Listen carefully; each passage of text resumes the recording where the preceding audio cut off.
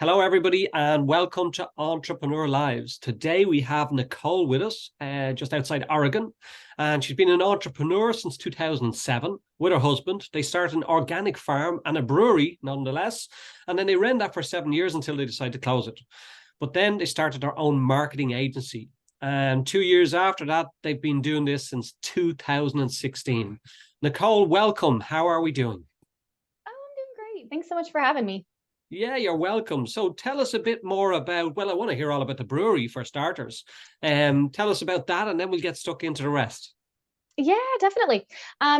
So my husband and I are from Louisiana. So we were there for a few years after Hurricane Katrina, decided to move to the Northwest. We're young, no kids, we started with the farm and then we were home brewers. So, we started brewing beer as well, started that a few years into the farm. And actually our neighbor was not as excited about as our success as we were. And so that's actually how we ended up having to Oh, close our doors. okay. Um, What happened? Because we want to hear the bad as well, and then we start talking about. right. So tell us Yeah, what happened with the exactly. neighbors. Yeah. Yeah. So it was going into our third season. We had just opened up. We had a band come out to the farm. We had a food truck. It was Mother's Day. And Yeah. where we lived at the time was pretty rural. And so a lot of Portland people from or Seattle like came in.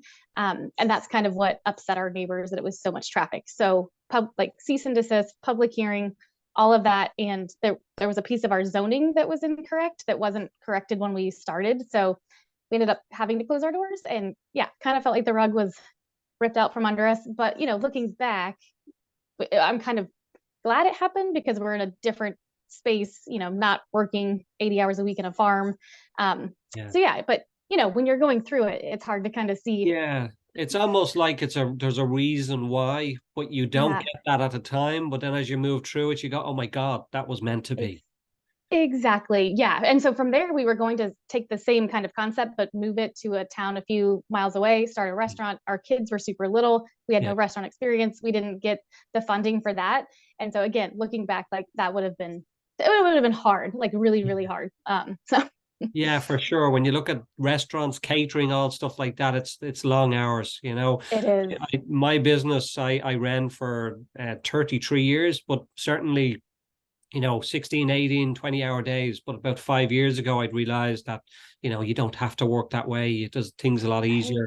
You can operate the same business, but just with a different thought process, a different mindset. Exactly. So where did that Hmm. lead you then? What happened after that? So when you moved away from that, you didn't go to the restaurant. Where did you go? Yeah. So I started working for the farm. I did all the like my degrees in marketing. I did an internship for Microsoft back in 2005. Like I've always been in marketing. So that's what I did for the farm. Mhm. I raised the animals and the kids in marketing. My husband did all the all the actual farming stuff because I kind of kill plants, not on purpose. But and so after that, I started working for a marketing agency for about 2.5 years, and then branched out on my own in 2016. And so I've been having my own business as a marketing agency and kind of some consulting ever since COVID. Since then. And tell me then, what's it like? What's a day in like of marketing? Like, what's the bones of what you do? Yeah. So a lot of project management. So like different clients, I have a lot of content coming in Yeah, from my team members and just kind of that final approval and sending off to the clients and then executing, just making sure it's going out. Some client calls, kind of we go over KPIs and goals and things like yeah, that. I love meeting with my clients. And then I, do some marketing for my own business with like podcast interviews. And I have my own podcast as well, which we need to wow, get you scheduled on. yeah. So yeah, kind of a mix of things, and that's really why I love it. And marketing's always evolving, and so I like continuing to learn. So And then what would be, I suppose, what would be the learning curve for you going from the farm, a lot of hours, to going into the marketing business? yeah, it was a little different at first because yeah, when I started working for the agency, like it was all remote. They were actually out of Louisiana. I went to Mhm. high school with the guy that owned it, his younger brother.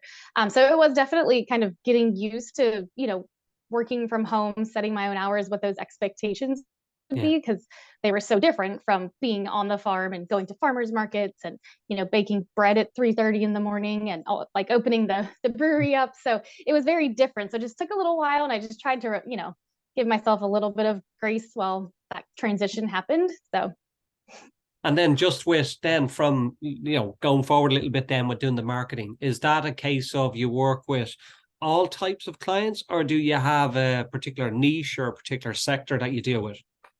Yeah, I have never niche down like everybody says to do. I think there's a lot of, different strategies and tools, and there are similarities, but I think that's what I love getting in and figuring out what that business, needs, what their goals are, who their buyer persona is, or their ideal customer. And that's what I really love. And then creating a strategy for that. Like some of the tools are similar in platforms, but the way we go about it and the creativity and strategy is different for everybody.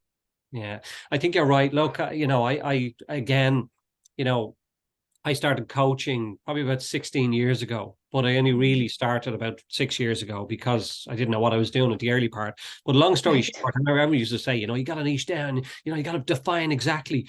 But when I look at all the people and clients, they're all so different in Exactly. completely different businesses. And people Hmm. say to me, what's your niche? And I say, I don't know. And they say, oh, you need to niche down. I say, no, but I never have, and I've never needed Right. to. I don't know why do people keep saying that. But I Right. I do understand to some degree because you're just trying to get someone to funnel on something. And then it's Hmm. then the rest flows to you, because as you get good at it and you give the results to people, then they tell Right. people and everything flows.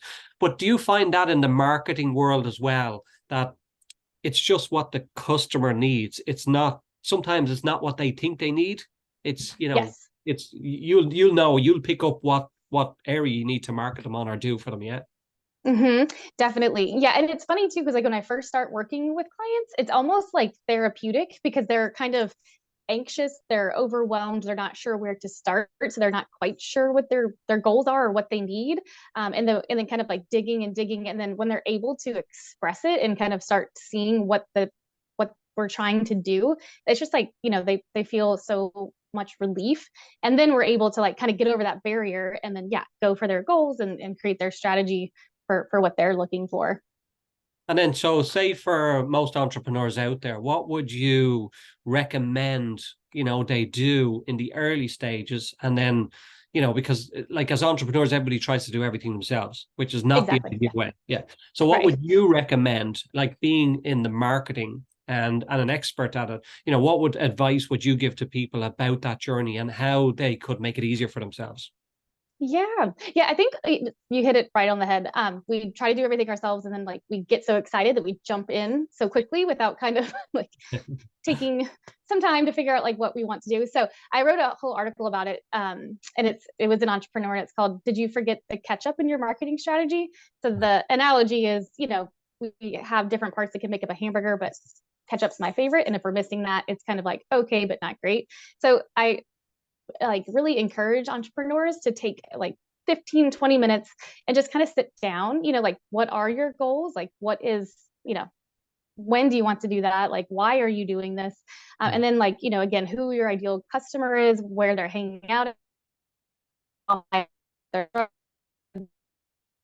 because I think that foundation, a lot of us skip over because we're so excited to get started, but Yeah. it really helps, especially nowadays. Like, there's so much noise online and there's so many things coming at people. If they can really connect with you with those various avenues of having that in place, that's really when you start to see things happen.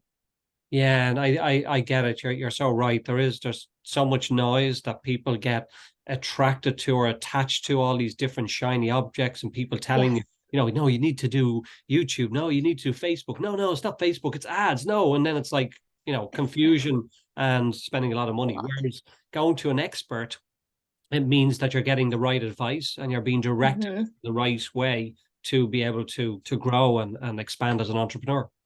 Yeah, definitely. Well, and when you take that time too, and you kind of figure out where they really are, then I mean, your marketing becomes more effective and more efficient because you're going where they are. You're not kind of, doing what Bob down the street does because that's working for him and his business is so different, but Yeah. your people might not be there. Yeah, for sure. What's I suppose some tips that you can share that, will help people to or entrepreneurs, move to the next stage. Not necessarily move to the next stage, but just help them on the basis of guide them in a little bit of a right direction. Yeah. So I think the biggest problem that I see is inconsistency. People start to get their marketing like they like, okay, I know I need to do this.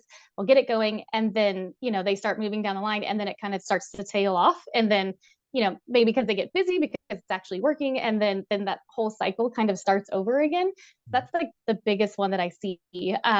So to that, again, say just kind of like take 20 minutes, a glass of wine or a cup of coffee or something. And just kind of start to brainstorm. Like, it doesn't even have to, you're not writing out all of your content, but like, what do you want to focus on for the next month, quarter if you want, but even if a month, a week, anything, like just getting ahead of it a little bit, kind of really helps take that stress off. And then it's just so much easier for you to get in that routine and then that consistency. Your followers like that, the algorithm like that, like there's just so many benefits to being consistent. Yeah, it's amazing when we talk about, entrepreneurs, and we talk about business habits and behaviors. And, it's almost like the behaviors and our habits follow through in the rest of our business. So like what you just said there about consistency, a lot of people like going to the gym. They go because they have this vision of what they're going to look like. And then they, Yes. within a short time, they don't see all these muscles or losing the weight, whatever it is. And then they give up. And it's the same probably with marketing. They go with the great intention, but they just don't follow through. Yep, exactly. And like you said, there are so many different things vying for attention of your marketing. So it is very easy to kind of, oh, I'm going to just try that. And then you don't, same thing, like you're saying, you don't get traction. So then they're like, okay, that's obviously not working, because they don't typically give it enough time, and or that might not be the right avenue for them. So yeah, just again, kind of coming back to that foundation of like, what am I trying to do? Where are they? Like, that really helps. And then just in relation then to strategies, would the strategy be different for each business, or is the strategy similar but slightly tweaked for each business? What would be the latter or the last? Yeah. Yeah, there's definitely similarities. So for instance, one of my clients is a brick and mortar. So we focus a little bit more on their local SEO, Yeah. like their Google My Business, Bing Maps, like making sure all their information is on their website. And then, some of my businesses are like e-commerce. They're not localized, so we don't focus as much on that. So we, a little bit more brand awareness, social media, but still search engine optimization. But then the nuances are, like what keywords are we going for? Like what hashtags are we trying to have people find us through? And that is very specific to each business. And so using those similar kind of tools, but really finding the nuances in it and capitalizing on it is what makes the difference.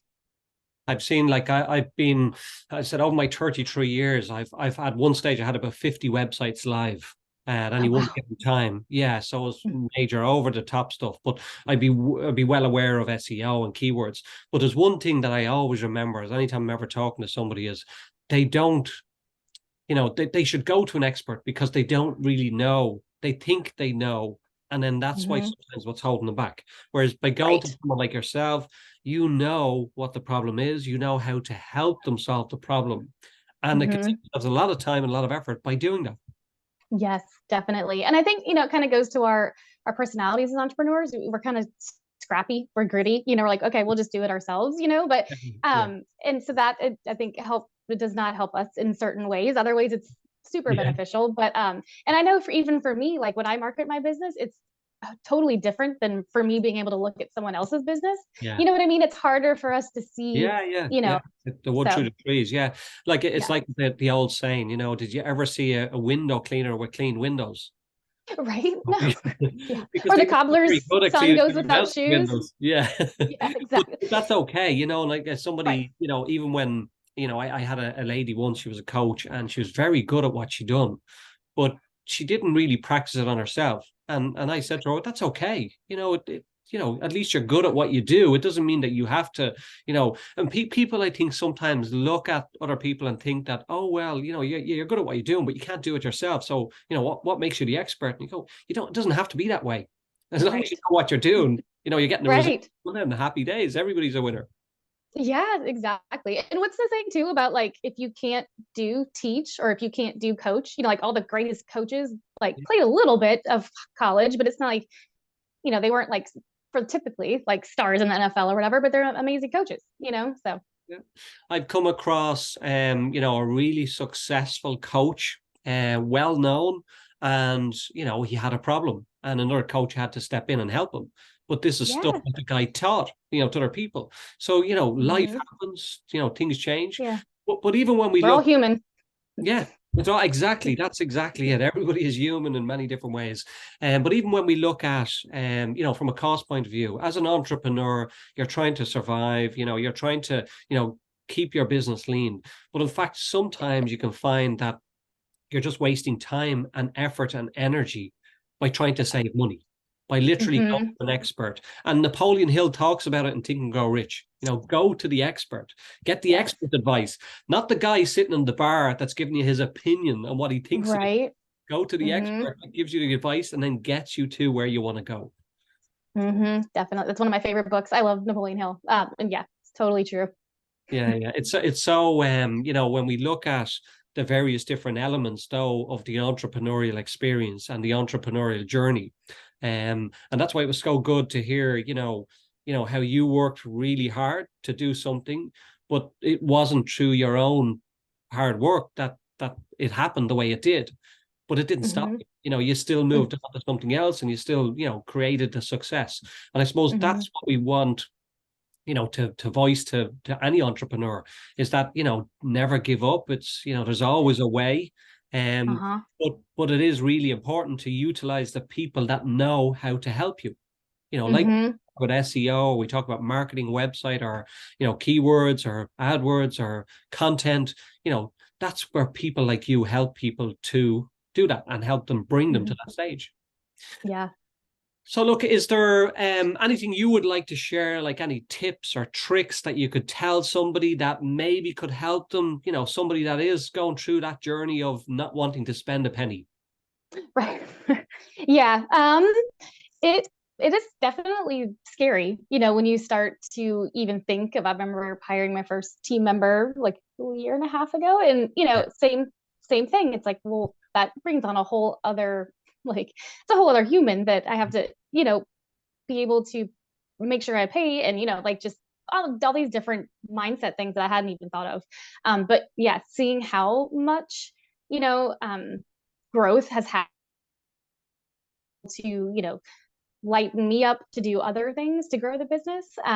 Yeah, just I would guess I would just say to try and, I don't know, like, do the whole do it scared thing. I mean, it sounds so cliche, but it's, if you really feel that you're in a spot to make a big decision for your business, or even if it's not even big, just, we don't trust our intuition a whole lot and take a little bit of time to think, like, okay, what really could happen, and if it did, like, would that be the end of the world? Like, we lost the farm and I thought that was going to be the end of the world, but you just start taking little steps and then eventually, like, you don't have to know where those steps are going.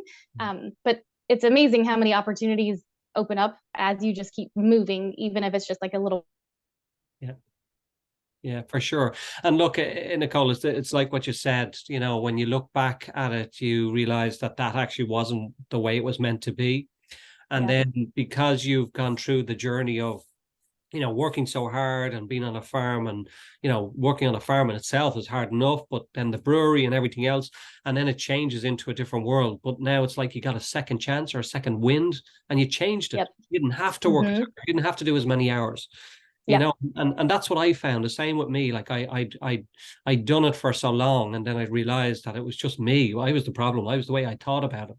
You know, Yes. start employing people, and I always say to business owners, when you start to look at numbers, it starts to make sense because if you can get somebody, like if you have a business and you're doing 500,000, well then divide it by the amount of hours you put in, and that's effectively what you're worth.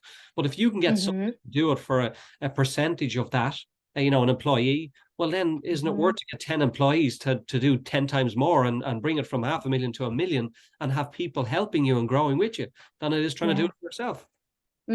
Definitely. And I think too, like, it kind of goes to with, I was a solopreneur for so long, and then bringing in some different team members, it really changed too. Like, it made it more fun. Like, I was able to, not be kind of as lonely, not to mention we got so much more done. So there's that aspect of it too, because I think sometimes we get deep down and like, all right, I'm just going to do it, like you said, all by myself, and I'm going to succeed, which is great. Like, and that is definitely like a great way to start, Yeah. but I've found network and community to be so much help to my business. And, also too, just like mentally, like it's really nice to have other people with you on the journey. Yeah, for sure. Look, and it's almost like when you look at, if you're doing X amount of turnover and you're working X amount of hours, when you look at the numbers on that, and then you realize that, well, actually, if I got somebody on board, I can actually go out and look for more work. So you can double the amount of work, by Yeah. having more employees. And of course, it becomes Hmm. here because, as you said, you're not on your own. You don't have to be on the journey, and you're not, I suppose, telling yourself all these things you tell to yourself when you're on your own. Right. Right. You're almost like convincing yourself, of all these bad things. But the journey, Yes. and I suppose that there's one thing I always say to a lot of people as well, is that it really is about enjoying the journey. It's not about Yes. just trying to struggle or pay your way. If for entrepreneurs that are not making it or are struggling, it's only because you've got yourself into a rut, or you've got yourself into a way of thinking. Yes. Simply changing that, you can, the world's your oyster. You can make a Yes. significant difference. Yeah.